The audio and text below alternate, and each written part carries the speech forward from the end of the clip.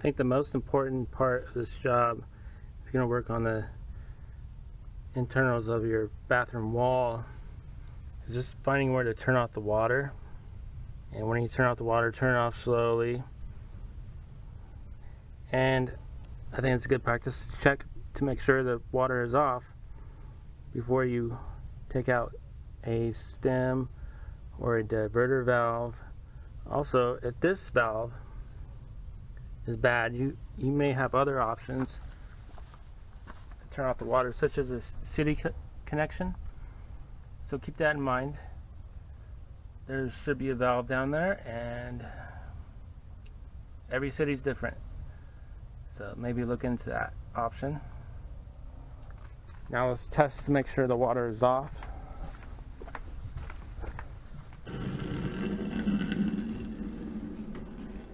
You can see the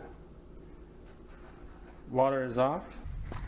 And when you turn your water back on after you have replaced your part, make sure to turn it slowly and then have some valves open in the house to let the air out and reduce the chances of water hammer. However method is best, I don't know. Maybe talk to some professionals. But this is the way I do it. And I'm not a plumber. Turning off the water. Take into account for you to be successful at doing this job, you need the right parts and the tools. So what I have, a razor blade to cut caulking out of the wall. I have a valve seat removal tool. I have Teflon tape to wrap those threads, or this pipe thread sealant. I have a 30-second socket combined with the crescent wrench to go counterclockwise or clockwise, taking these parts off. I have a Phillips screwdriver. I have silicone grease, which you can see the diverter. I'll just dip it in there, and then the screw would be submerged in that grease and prevent corrosion.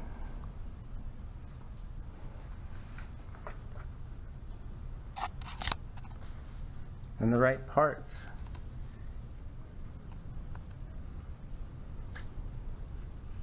This one is a hot and cold water stem, or hot and cold water stem diverter. Put the length on there.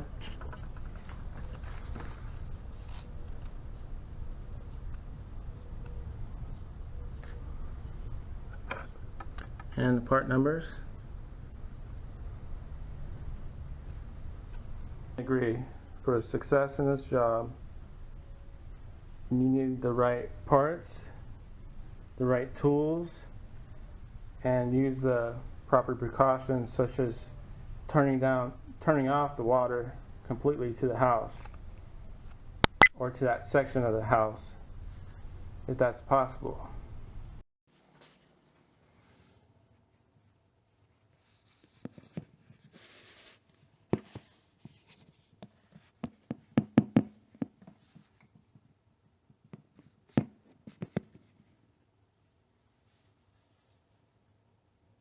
Go ahead and peel this off, this little cap, with a fingernail or a thin piece of pretty much anything, just to get a bite underneath that.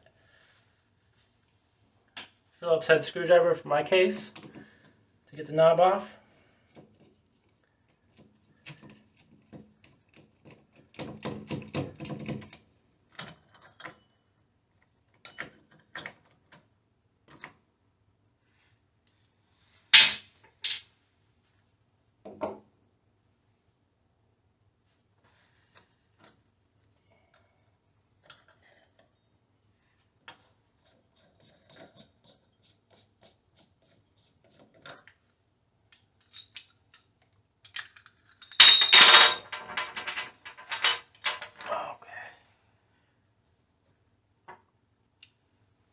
Grab my socket here. I think it's the 31/32 to get the diverter valve out.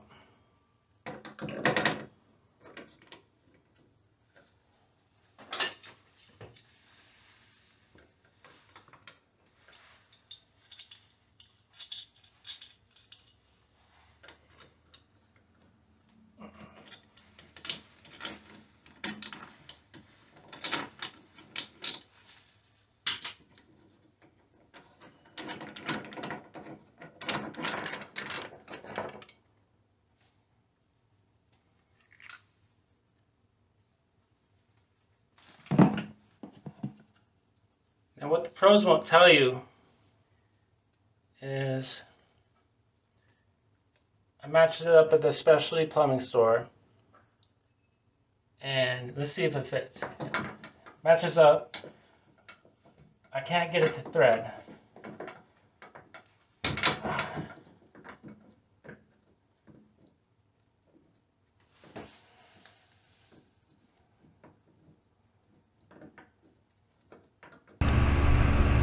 The nylon washer that I'm about to show you is just in my situation.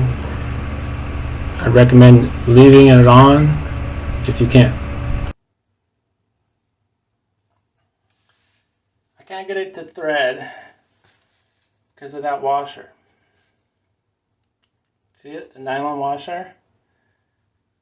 So I'll be right back. I'm going to cut that off.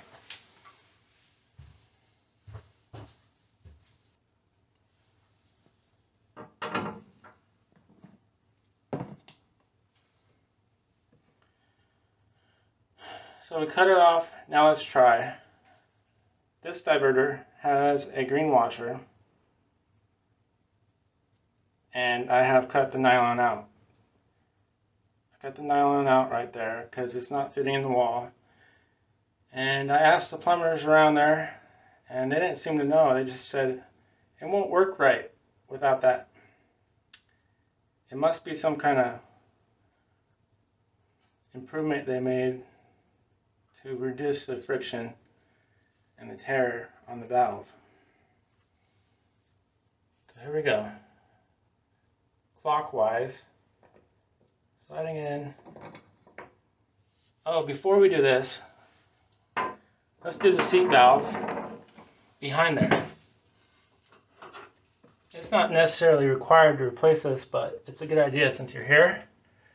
And by the way, this tool is not working out right.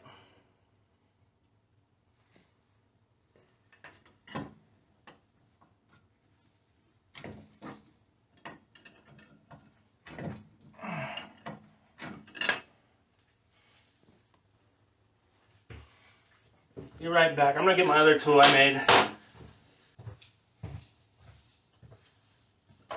So this is a tool I made with the 3/8 adapter, out of a 3/8 adapter, and it's designed to go in here and grab that seat and get it out of there.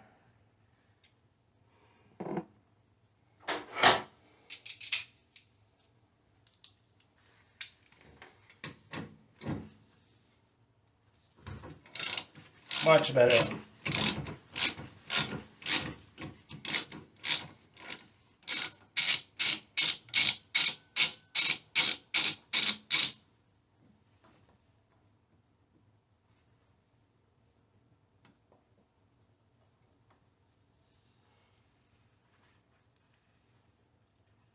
Pull it out.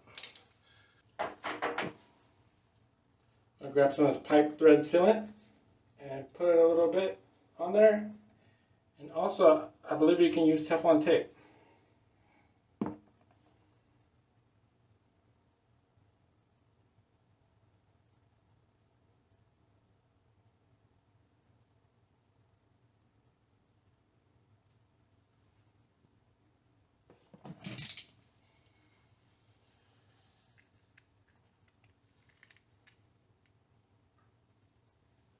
There we go. Clockwise.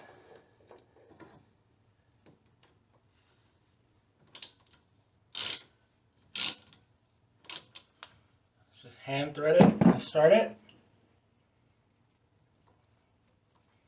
don't want to strip anything back behind this wall. So it's seated correctly.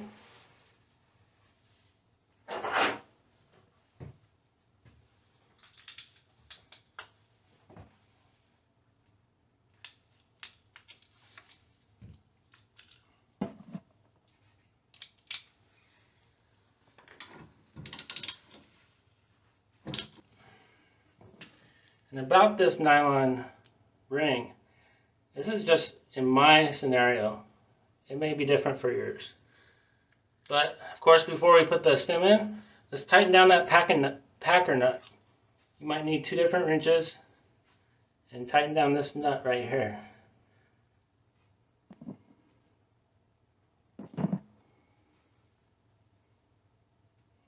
Now that the packing nut is tight, make sure we got the gasket O-ring it came with, the green one. And I'm going to thread it in there clockwise.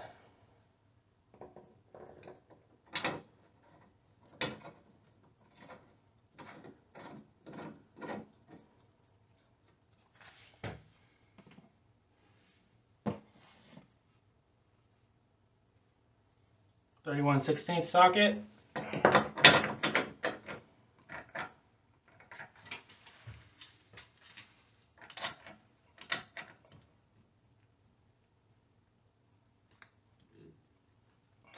Not too tight, not too loose.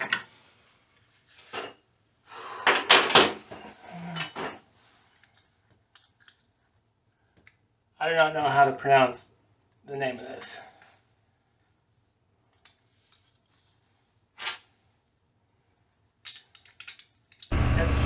You may want to add some plumber's putty between your hardware and your bathroom wall to provide a seal.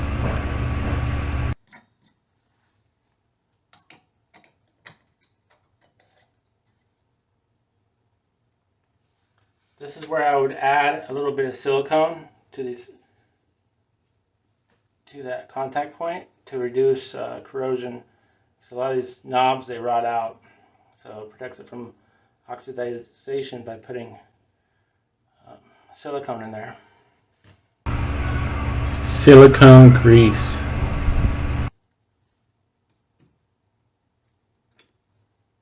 Guess I'm closing the shower valve. Now, your knob. Phillips screwdriver.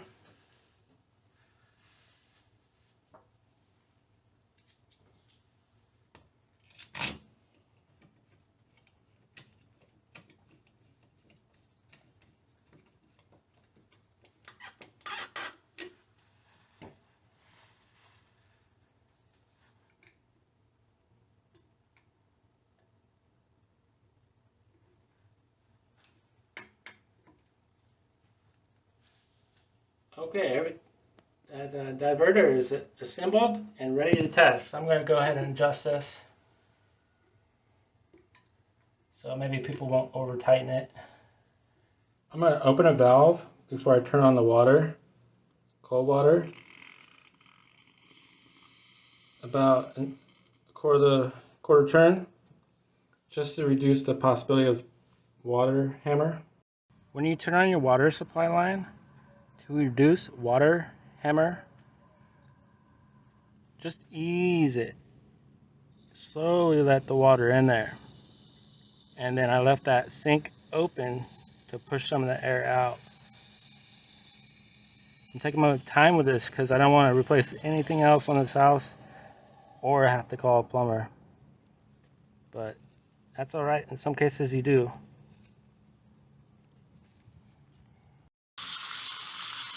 Go ahead and turn this off.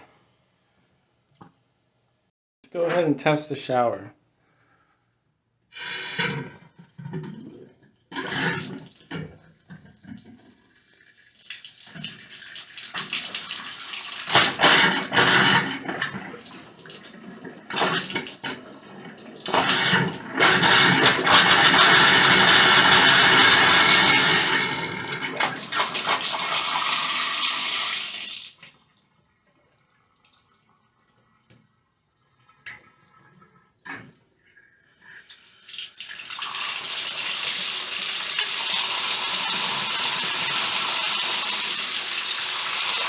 cold water. And the hot water is making some kind of noise.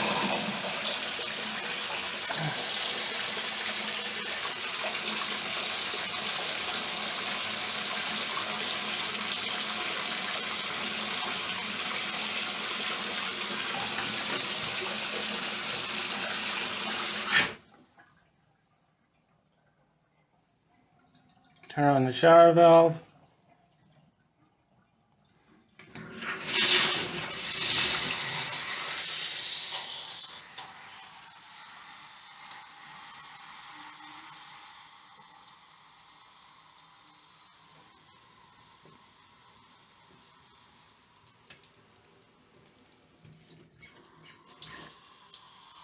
And we have cold water now. That was the chief complaint on this shower. And we have fixed it by replacing the diverter valve there in the middle. Alright. Well, if you got anything out of this video, consider subscribing, liking, and hitting that notification bell for any upcoming videos. Alright, take care.